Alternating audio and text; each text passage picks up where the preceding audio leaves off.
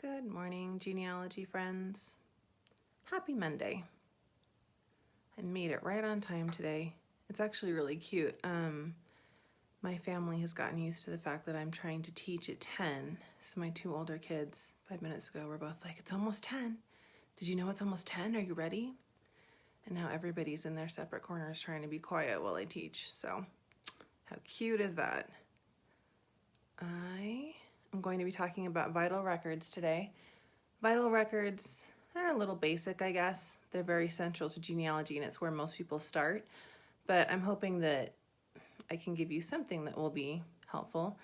It's one of those things where I feel like because vital records are sometimes so easy to start with, that people don't always understand that it's not a question of, okay, either they're online or they're not. There's other places you can look, and there's reasons that you should look in other places. Okay, let me straighten up. First, this might not be thrilling to a lot of you who have similar weather, but I wanted to show you. Let me flip this around. See you. I'm in Utah. I'm in Salt Lake City. Can you see that it's snowing? I don't know if that comes across. Anyway, it's all snowy outside and it's really pretty. I took my dog for a little bit of a walk and it was very lovely. Okay. I'm hoping that you had a good weekend. I did. I worked a lot. I've got a lot of stuff going on and coming out that I'm excited about. I thought that we might get our holiday decorations up because I thought that we were going to do that last weekend. And we still didn't. I decided to just work and hunker down with the snow, and we all kind of took it easy. It was a good weekend. Okay.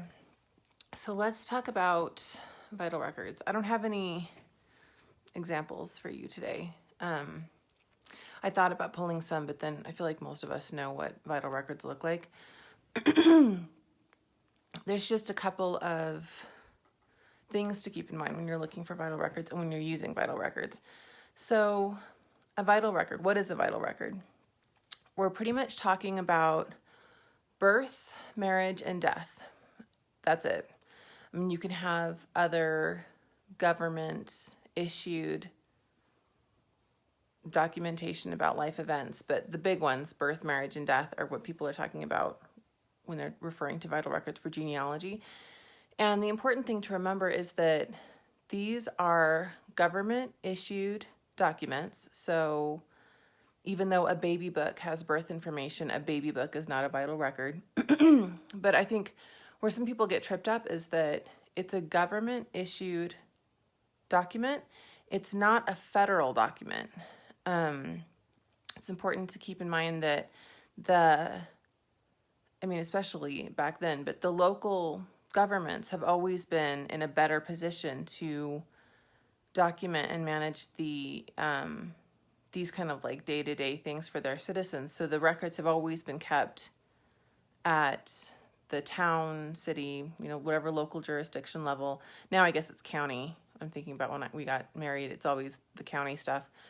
So when you're looking for vital records, that's where you're looking. You doesn't necessarily mean that you're looking at the current,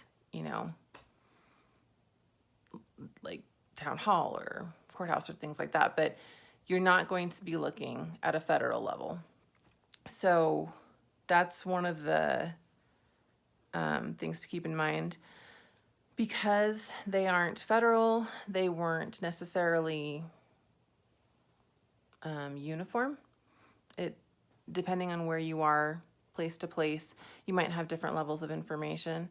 The earlier you are, the more likely it is that they were just recording things and they weren't necessarily issuing, separate documents. So you might not be looking for a birth certificate. You might be looking for a register where your ancestor is listed because maybe they weren't giving, individual documents for each birth. That changes as we get closer to now, but originally we're looking at a lot of lists and registers, which unfortunately does mean that there's going to be less information on there. But the thing about vital records is they weren't just recording things for keepsakes. They were trying to record things so they could track movements, they could track their populations, they could track the history of their people. So even in those early indexes, with birth, they're trying to record not only the dates, but okay, who were the parents, where was the person born. The purpose has always been to get as much information as they thought that they needed. So that's why vital records are so great for genealogy, because they tend to capture a lot of things in one place. It's just you don't want to be looking for the wrong thing, and you don't want to be hung up on, okay, I found my ancestor's name in this birth register, but I just can't find his birth certificate. You really might want to look into like, okay, when are you looking? Like, at what point was this person born? And in that area, were they issuing birth certificates? Because you don't want to spend your time looking for a document that never existed, versus looking for a document that could have been destroyed or something that just hasn't been digitized. So birth documents, birth vital records, they're great because, like I said, they have lots of family info. A lot of it tends to be very timely because you're talking about something that's happened recently. Who were the parents of the child? You have to remember all vital records, even primary, the original record that hasn't been copied, that hasn't been transcribed, they can all have mistakes. Sometimes the mistakes are really just mistakes. Somebody puts in the wrong number, somebody misspells a name, somebody doesn't know how to spell their own name. That's actually really common. And sometimes the mistakes are not mistakes. The people are falsifying information. On birth records, you're going to see that where somebody puts in a different name. I think the most common is that somebody puts in a different name or doesn't put in a name for the father because of circumstances that were going on. Occasionally, you will also see that with middle names, or somebody puts down a name and then for the rest of that child's life, they use a different name and nobody goes back to wherever the birth is registered to say, hey, 2 days later, we decided that this kid's name is actually this. And on all the census records, we're going to refer to him as this. And we're going to trip up genealogists for the next 500 years because we decided we didn't need to tell you this information. So that's the thing that you need to look at with births. But births are actually great because, again, the information is timely. So you aren't going to have a whole lot of mistakes because people have forgotten in the last 3 days when that child was born and who the parents are. I feel like most of the time misinformation from birth records is kind of on purpose, which in itself is information. It tells a story about what was going on with the birth. Okay, so the next big event, marriage. Marriage vital records are not one thing across places. You can have lots of different kinds of marriage records, and again, they can look different depending on where you are and when you are. So you've got the marriage license. A lot of places have that documented. And by the way, the good thing about marriage is that even now, marriage records in most places are considered public. Public access, public whatever. Even current marriage, they don't really protect against privacy. There's this idea that if people are married, everybody deserves to know that. So I'm just saying, the more recent, you can probably still find marriage information if you're looking for specific dates and things like that. And it often includes the woman's full name and the man's full name, that was a heteronormative thing to say, the two people involved in the marriage, their full names. So in addition to the license, you've got the license application, you've got the license return, which is where the person who performed the marriage sends in a thing that says, yes, they got this marriage license and then I did perform this ceremony. Not all of this stuff is always required, and sometimes the officiant doesn't always put in the license return. It's a separate document. But that in itself is another marriage vital record. In the South, you've got these things called marriage bonds. I don't think that they use them everywhere anymore. It was a thing that was posted. It was for legal reasons, but it was posted saying that the marriage was going to take place. It's similar to like a marriage. Is it bands or bonds? I know they still use that somewhere. BANNS. I feel like these still happen in Europe. Sorry, ignorant American speaking here.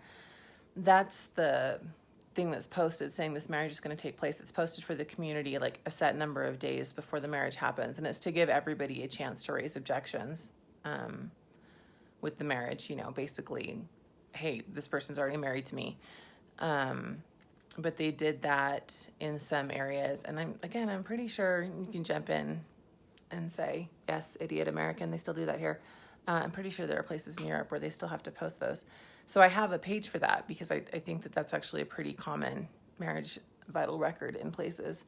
You also can have a consent affidavit. A consent affidavit is necessary when one of the people or both of the people are underage. It depends on where you are. Marriage ages are kind of all over the place. I think in most states it's 21 or was 21. I'm trying to think. I got married after 21, didn't have to worry about it. I'm thinking through the marriages of my family members. To be fair, I guess most of the people in my family have gotten married after 21, so I'm not super familiar with these. But I know I've got some consent affidavits for people who were 18 and 19, which is why I don't think that it's, if you're under 16, I think that it is 21 in most places. Check into, that's also going to change, in a lot of locations. So check into the time that your ancestors were married. And if you think that they're really young, check around and see if a consent affidavit would have been necessary for the marriage to take place. Again, people also might just lie.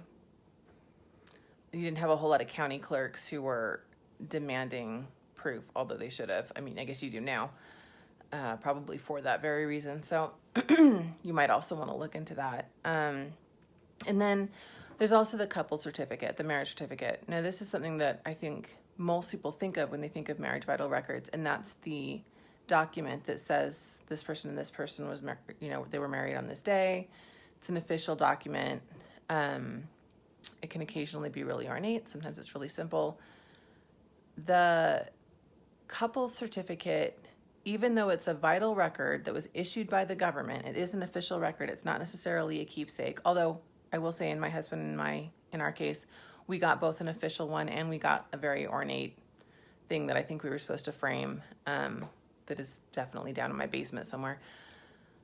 So I guess those could be separate, but the couple certificate, it's a vital record, government issued. It's not usually kept by the court or the city or whatever. It's for the couple, but you're going to find it in private collections and not necessarily filed because they have, the city, the county, they have their own lists and ways of saying, okay, this person and this person were married. They don't keep copies of every single marriage like that. So if you can't find an official, nice-looking single-page document marriage certificate, it's probably because you're looking in the wrong place in that, you need to be looking in family collections and maybe it got destroyed and maybe it doesn't exist. But that's, I think, kind of a goal item for a lot of genealogists. And so I'm explaining to you why you might not have one and why, not that you should give up, but why that could be a harder search and why you probably do want to look more into, okay, can I find proof that of the marriage license? Can I find a register of the marriage? Things like that. And then the last, sorry, my voice is a little unhappy. Tea time. Okay. So the last ones I want to talk about, death records. Death records are very timely for death information, not so much for the birth information and the parents of the person who died. They can be helpful. It's not like you don't want to rely on them. Death records are often one of the first things that people find for their ancestors because they're easier to find. You're also more likely to find death records for people who were born at a time and place when birth records weren't required. So death records are great. It's just you have to keep in mind that, the person who died obviously isn't filling out the death record. So you have to look at, okay, who filled this out? Was it somebody who was close to the person? They're going to have secondary information because obviously they're just relying on, the person telling them when they were born and things like that and their parents. But if it's a spouse, somebody who spent the majority of their life together, they are more likely to have reliable secondary information on the names of their parents, their mother-in-law, father-in-law, and this person's birthday and things like that. The person could be very upset. Keep that in mind. Death records kind of happen quickly, and especially if this is an unexpected event, you could have somebody who is bereaved and therefore making mistakes. You also, because death records happen kind of quickly, Sometimes you get people who are just sort of pulled in to handle it. So you might have a distant relative. Maybe you've got a son-in-law who thinks that he has a general idea of when somebody was born, or thinks that this might have been this guy's mother's maiden name. It might be a neighbor. I mean, there's no requirement that the death record has to be filled out by somebody who has the best information. They don't drag bereaved widows from their homes if somebody else is willing to do it. So death records are great about death information, but that's why we treat pretty much all of the other information on death records with just a little extra scrutiny, because there's a lot of circumstances in death records where the information might get messed up. So, but again, birth, marriage, death, core vital records, we want to try to find as many as we can for all of our ancestors, because these are these major life events, and these records all have information usually about the person's family members.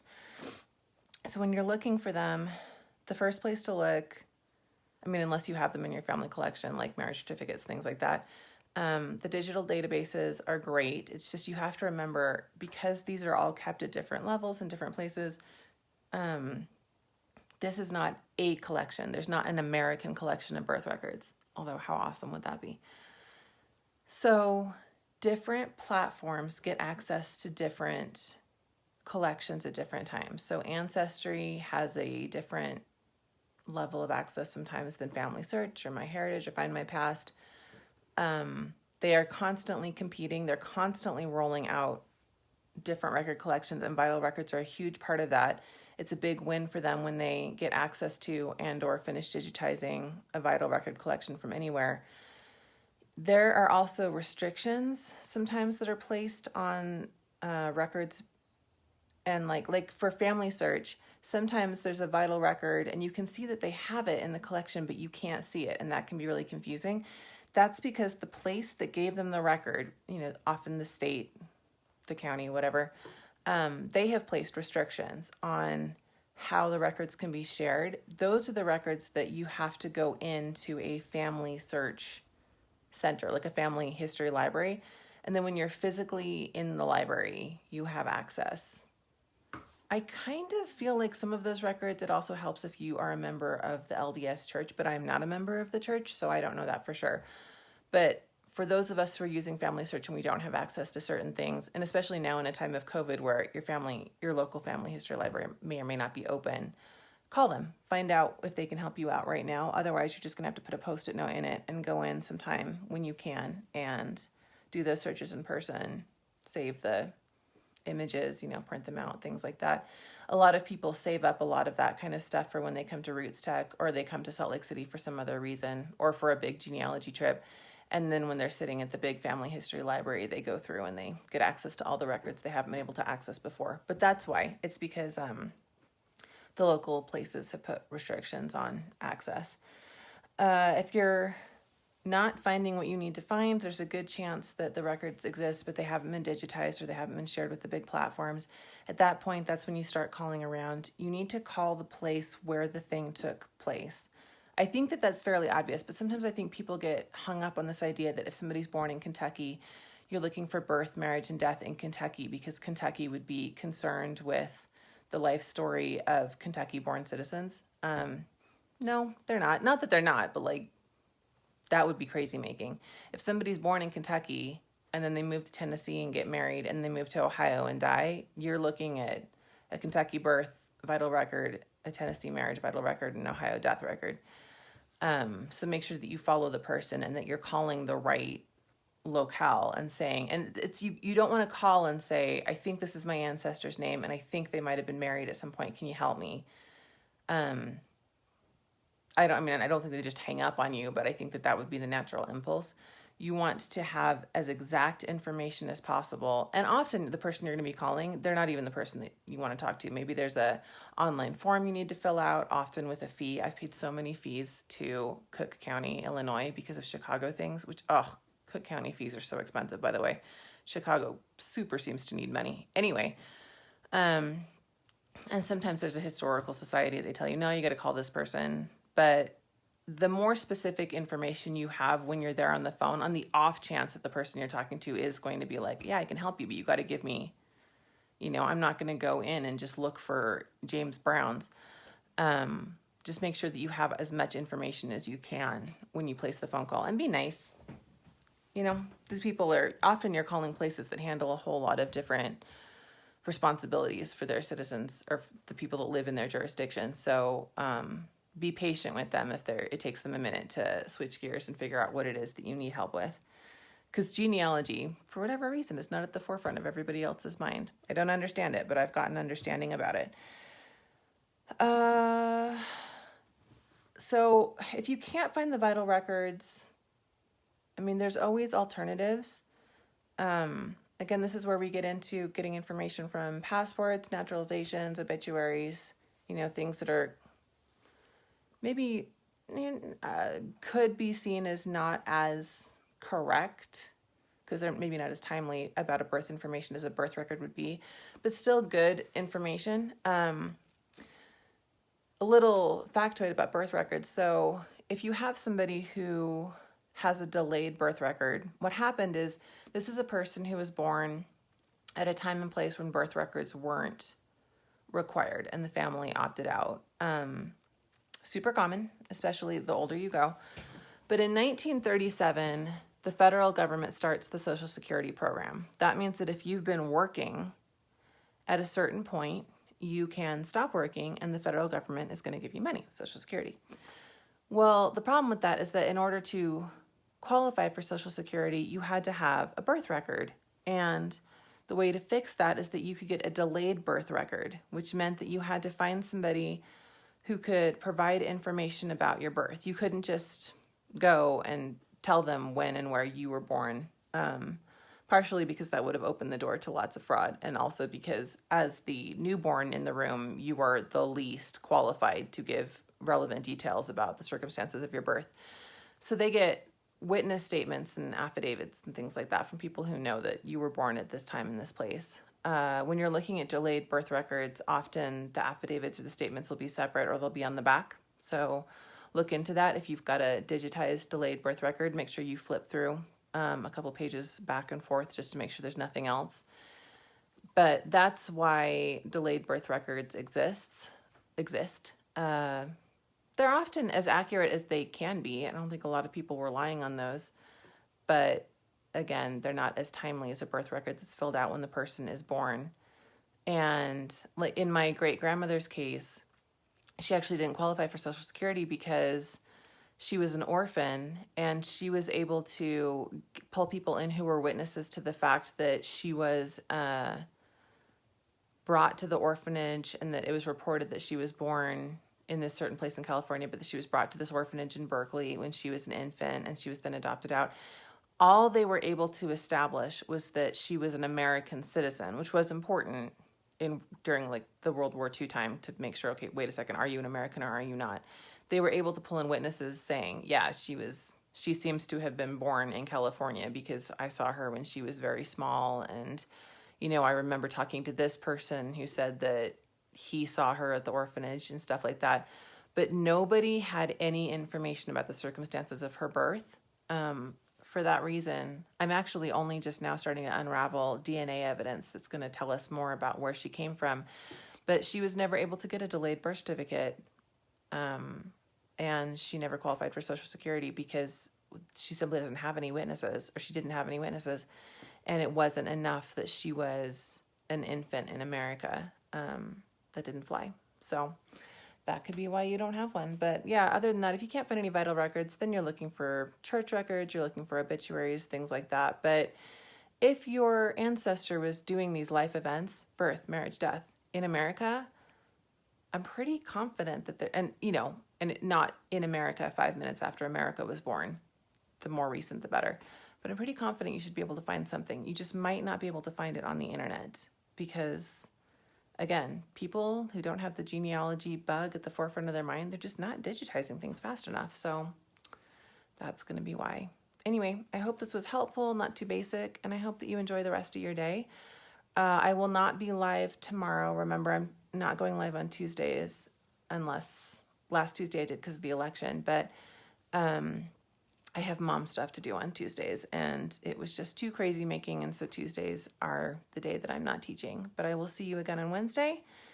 And I am writing down topics that you're suggesting for future things, so I'm not ignoring you. If you have any suggestions, go ahead and leave them in the comments. And I hope you guys really enjoy the rest of your day.